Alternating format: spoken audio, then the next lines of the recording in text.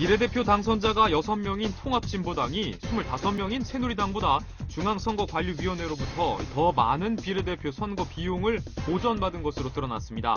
통합진보당은 49억 5,900만 원을 돌려받았고 이는 46억 5,800만 원을 받은 새누리당보다 3억 100만 원이 더 많습니다.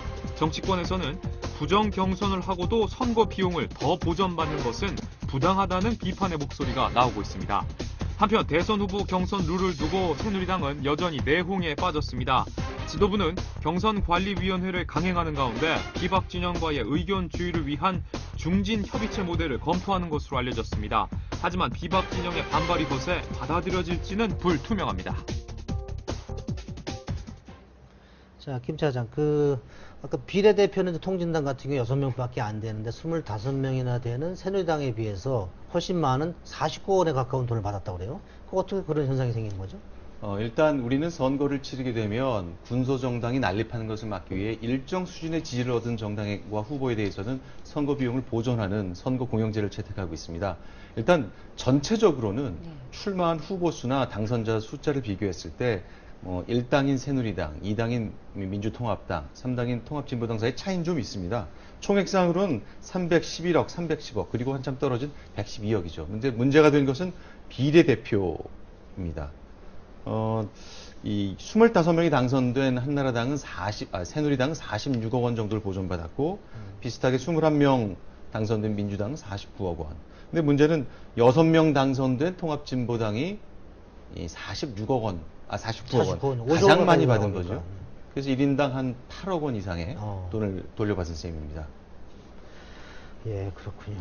근데 이제 이렇게 됐던 것은 이제 선거법 때문인데요. 예, 우리가 이제 총선 투표해 보신 분들은 알겠지만 두 표를 찍죠. 우리 지역구 그리고 전국에서 비례대표를 당선시킬 수 있는 지지 정당을 찍게 되는데 이 두 번째 표에서 전국에서 3% 이상을 얻은 정당에게는 전액 보전이 됩니다.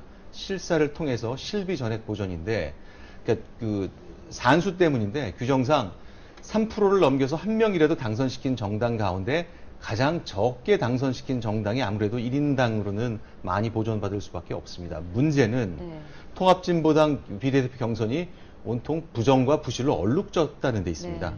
그 부분에 대해서 이제 국민들이 보면 이제 분통이 터질 노릇인데, 이제 그 18대 국회에서도 이제 의원 활동 중에 보면 이제 김선동 의원 같은 경우 최루탄 터뜨린 걸로 유명하고 한데 지역구 의원 중에서 최다기였어요. 그리고 이제 공중부양을 했던 강기갑 전 의원. 그 쓴 돈의 99%를 다 돌려받고. 이런 부분에 대해서 국민들이 좀 납득하기 좀 어려울 것 같아요. 사실은 좀 꼭 최루탄을 터뜨렸기 때문에 더 주고 공중부양을 했기 때문에 더 준 건 아닙니다. 이 전남 곡성 지역, 그러니까 결국 이 지역구 선거의 경우에 보전은 유권자가 얼마나 됐는지 또 그 지역이 얼마나 넓은지를 반영해 주게 되는데, 전남 곡성 지역은 인구도 많았고 또 지역도 넓었기 때문에 김선동 의원이 많이 받았는데, 김선동 의원이야말로 비례대표 경선 때 풀이 살아나서 뭉텅이 표가 아니었다고 설명했던 것으로 그 경선 부정에 어느 정도는 책임이 있는 사람인데 여러모로 보전을 많이 받으니까 이런 뉴스를 듣는 우리 국민들은 좀 찜찜할 수밖에 없는 것 같습니다.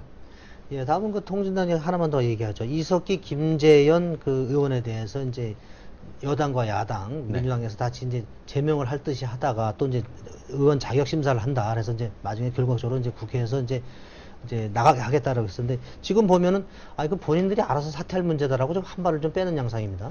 어저께 광주를 방문한 민주당 최고위원회에서 나온 말입니다. 박지원 원내대표가 꺼낸 얘기인데요. 일단 새누리당에서는 헌법 질서를 인정하지 않는 것 같은 의원들이라면 그 자격 심사를 해야 한다는데 의견이 모아져 있고, 박지원 원내대표는 지난달에도 거기에 동조하는 듯한 발언을 했습니다. 근데 어제는 약간 한 발 빼는 인상을 남겼는데 이게 좀 다목적 포석 같습니다. 일단 자격 심사를 통한 의원 제명에는 동참하고 싶지 않은 듯한 인상을 좀 남겼고요. 민주당의 경우에는 당대표 경선이 막 끝났는데 그 직전까지 이해찬 대표가 새누리당의 그 종북 문제를 신메카시즘이라고 비판했죠. 그러니까 경선 전에는 그렇게 세게 나갔지만 이제는 그런 것까지는 우리가 심하게 문제 삼지는 않겠지만 또 이 종북 성향의 의원들에 대한 국민적 비판도 감안해서 심사 제명보다는 자발적으로 물러나 주는 것이 가장 좋겠다. 최소한 우리가 연말 대선을 앞두고 연대를 해야 될 대상이기 때문에 두 사람이 당을 좀 떠나줬으면 좋겠다.